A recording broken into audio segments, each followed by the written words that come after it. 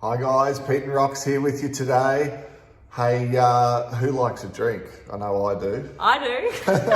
And when we were on this path of spiritual awakening, we were thinking, hang on a sec, how's this all going to fit in? And how am I going to make this work on this new path I'm on? Well, in this video, we're going to share with you where we're at with this right now.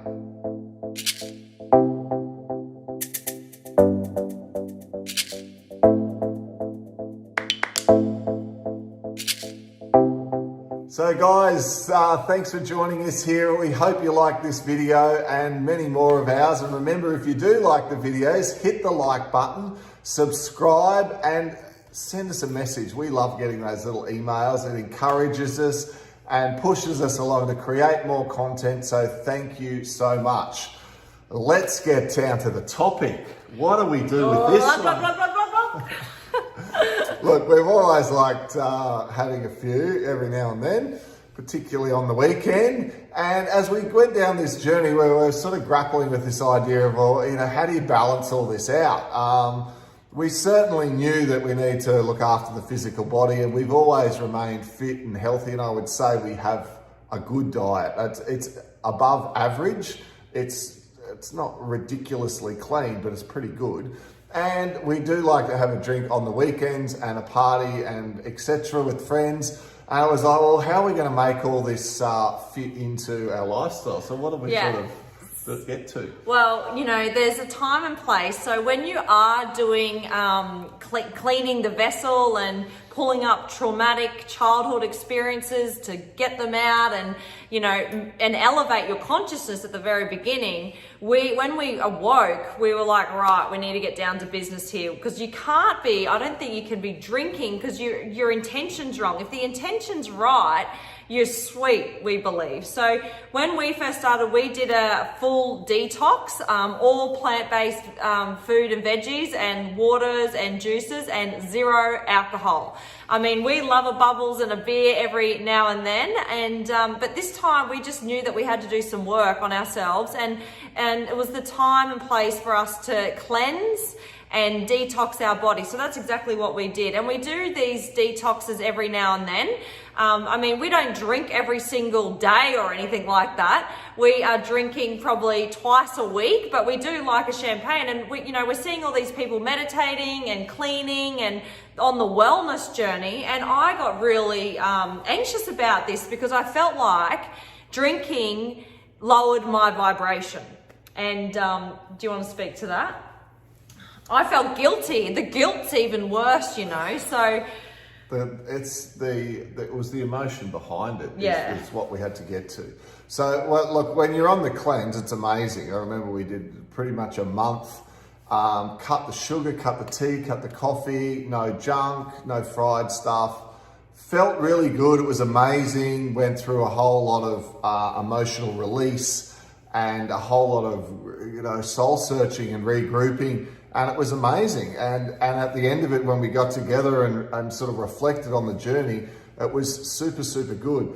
As we incorporate back into everyday life and we spend more time with new friends, less time with older friends, but we still need to integrate who we are with what we're going through in our journey. I think one of the biggest things that we got through talking it through together was to realize that the underlying emotion or the intent behind the activity is super important, particularly even with the food. If you're binging eating chocolate at night because there is some area of your life that you feel you've got sadness towards, or you feel loneliness or grief or etc. And so the intake of that helps to numb that feeling or to hide away those sorts of feelings instead of you working on them. Then I would suggest that could be an intention that you could look at, and that might be an area where you could quickly zoom in and go, oh, well, let me just go to those emotions. And then if at the end of it, I love a bit of chocolate. I wouldn't even eat chocolate once a week. But when I have it, gosh, I nearly do half the block sometimes, but it's only once in a while. Because you know why? I just like chocolate, but not all the time. And if I could take it or leave it. You know, I've got to the point now where I can take it or leave it with cups of tea. I used to love a cup of tea. I used to at least have a couple of coffees a day. I can go without coffee now.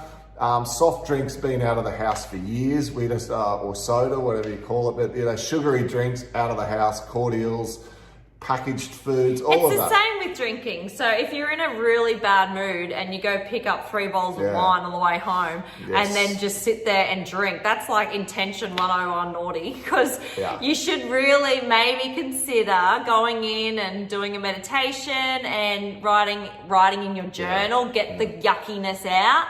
And then if you still feel, you know, little bit tight, you can go have a glass of wine, and look, you'll feel way better for doing that practice. So it's just about catching yourself and being the observer.